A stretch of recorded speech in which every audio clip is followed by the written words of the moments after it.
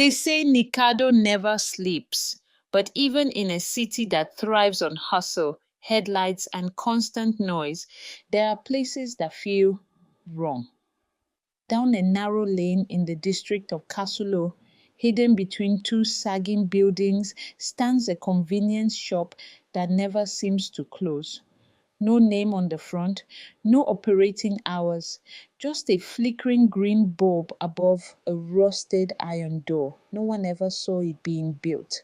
No one remembers when it first appeared, but it's always there. And the man behind the counter, he never moves, he never speaks, he just waits. It started with a whisper, a strange thread on a forgotten forum called Night Echo. Has anyone been to the little shop near Old Hill Cove? It's always open. I first saw the owner 10 years ago. Same man, same face, same seat, not one wrinkle. Most people laughed, called it a fake story, urban legend, until someone else replied, "My cousin went in there 3 weeks ago, wanted to buy cigarettes, never came back. His phone rang from inside the shop for 2 days straight, then silence." That's when Oak found the thread. He wasn't a believer in myths. He believed in delivery jobs, staying ahead of bills, and sleeping with one eye open. Just another night courier on his motorbike, delivering hot meals to restless people in a restless city. But then his younger brother, Tumo, vanished. Tumo wasn't reckless, quiet, focused, a final year student at the University of Dazenga. Always carried two phones, never stayed out late, not the type to disappear. But one night, OK got a call from him, voice trembling. "I'm inside a shop near Old Hill Curve. Something's not right. There's no one else here but the man. And I keep hearing footsteps behind me, but there's no space for anyone to be behind. I think there's something moving inside the freezer." Then the line cut off. OK called again, 10 times. Nothing. He threw on his jacket, jumped on his bike, and sped through Nikado's back roads. But when he got to Old Hill Curve, there was nothing. No shop, no light, just an alley clogged with trash and dead silence. He searched until dawn. Nothing. The next night, he went back, and this time it was there, just like in the story. A rusted metal door, green light humming softly, and a low, cold draft that didn't match the night air. Inside, the man, old, hairless, skin the color of ash, his eyes too deep, too still. He sat behind the counter, wearing a spotless white vest in a place that smelled of mildew and freezer bone. He didn't blink, didn't nod, just stared. Oak stepped in cautiously. The shelves looked stocked. Soap, bread, instant noodles, candles, soft drinks. Normal, ordinary, but it didn't feel ordinary. There were no prices, no music, no cash register, just the soft hum of a freezer in the back. And something about the walls. The inside felt too large, bigger than what the shop should be from the outside. OK whispered, "I'm looking for someone. My brother. He came in 2 nights ago." Still no response. Then, slowly, the man turned his head toward the freezer. OK hesitated, then moved toward it. The glass was frosted, but behind the frost, something was twitching faintly. He reached to open it, and the man spoke. "If you open it, you must take his place." His voice was dry wind scraping through dead grass. Oak froze. He turned, and the man was now standing right behind him. He hadn't heard him move. No footsteps, no breath. "I just want to know if he's alive," Oak whispered. The man tilted his head slightly. "He asked for what he could not afford. This is not a place for debts." Okay bolted. He wasn't sure how he got out. One moment he was staring into those bottomless eyes. The next he was outside, knees scraped, breath ragged, heart pounding. And the shop? Gone. No green light, no rusted door, just bricks and alley rot. He went to the police. They wrote a report. Shrugged.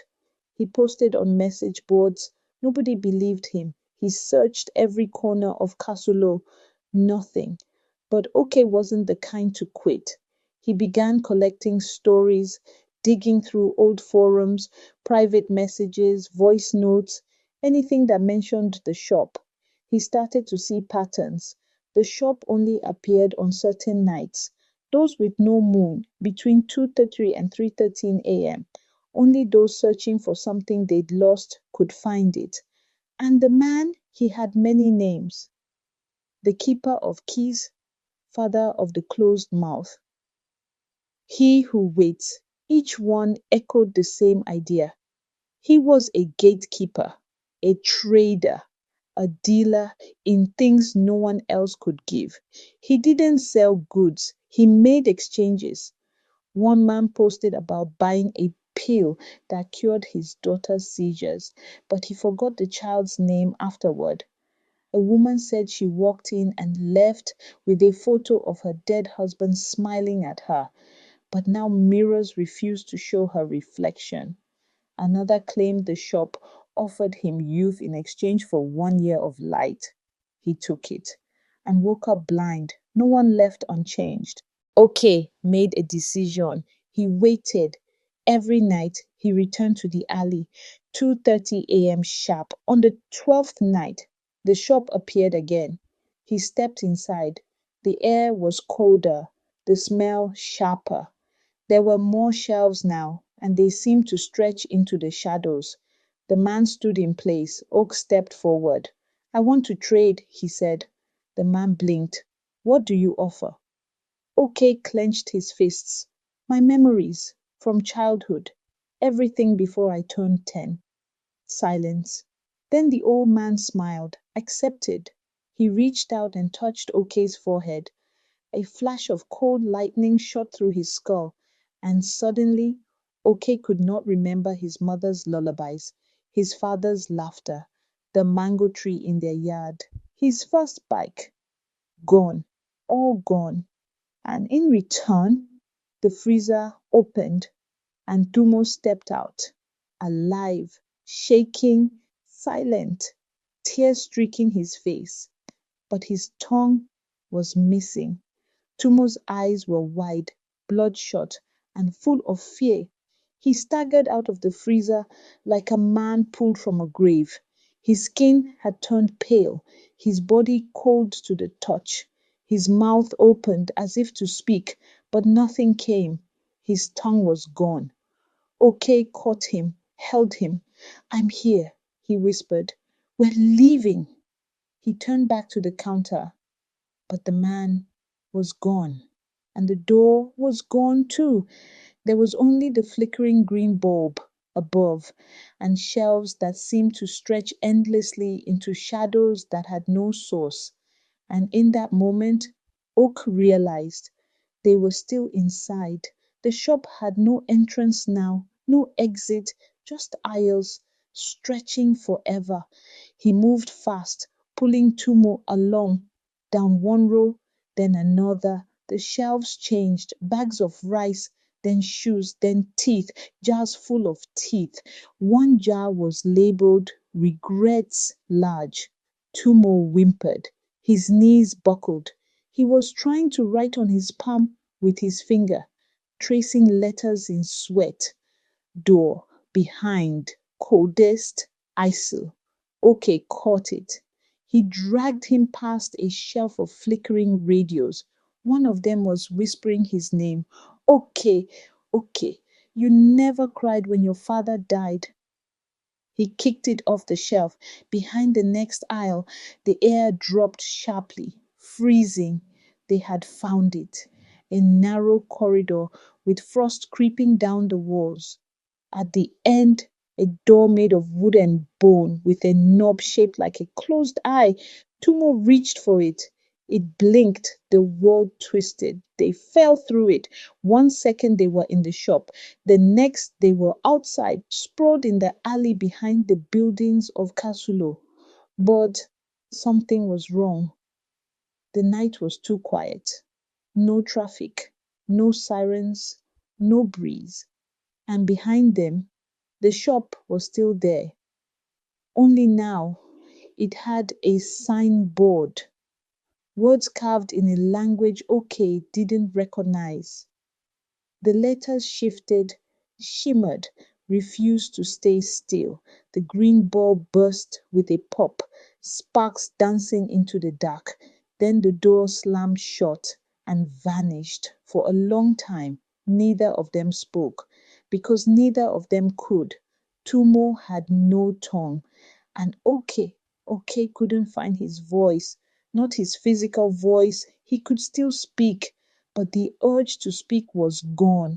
It was like the shop had taken his desire for words. He didn't want to tell anyone what happened. He didn't want to explain. He just wanted to forget. Days passed. Tumo didn't eat, didn't sleep. He just sat in Oak's room, scribbling symbols on the walls, circles within circles, eyes with no pupils, keys with teeth. Oke tried to get help, priests, therapists, even a herbalist from Upper Karu. Nothing worked. One night, Oke woke up to find Tumo standing over him, whispering through a closed mouth, not speaking, whispering from somewhere deeper. He never left. The keeper, he's waiting. He wants a voice. Yours now.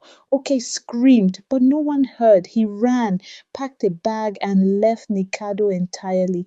Took a job in a fishing town by the coast, changed his name. He stopped using phones, stopped talking to strangers. He cut his hair lower, ate alone. For a while, things were quiet until one night, walking home, he passed a little shop tucked between two palm wine stalls. No signboard, no music, but a green light above the door. His feet froze. He ran the other way. But the next night, it was there again in a different street. Then again, another district. The shop had followed him. Okay became a shadow. He stopped sleeping. He saw things in mirrors, his own face staring at him, not blinking. He heard freezers hum his name. Then one night he saw someone else walking toward the shop, a girl, thin, young, crying, holding a photo. He recognized the look in her eyes. She was going to ask for something she couldn't afford. And suddenly, Oke understood. The shop never stopped. It never moved. People moved around it, drawn to it when they were desperate. And when they entered, they left something behind, a voice, a memory, a face, a soul, sometimes even more. Oke stepped forward, heart pounding. He grabbed the girl's hand. Don't, he whispered, with the last piece of voice he had left. Whatever you lost, let it go. Nothing from that place comes free. She stared at him, then turned away and vanished into the door. He never saw her again. But the shop, it never vanished. Now it waits in quiet corners of cities you've never heard of, in districts that don't exist on any map, behind alleyways that appear only when the moon hides. And the keeper, he's still there, still not blinking, still waiting. Somewhere in Nikado, the man still never closes his shop. But now you know, you don't walk in unless you're ready to trade. And the price is always too high.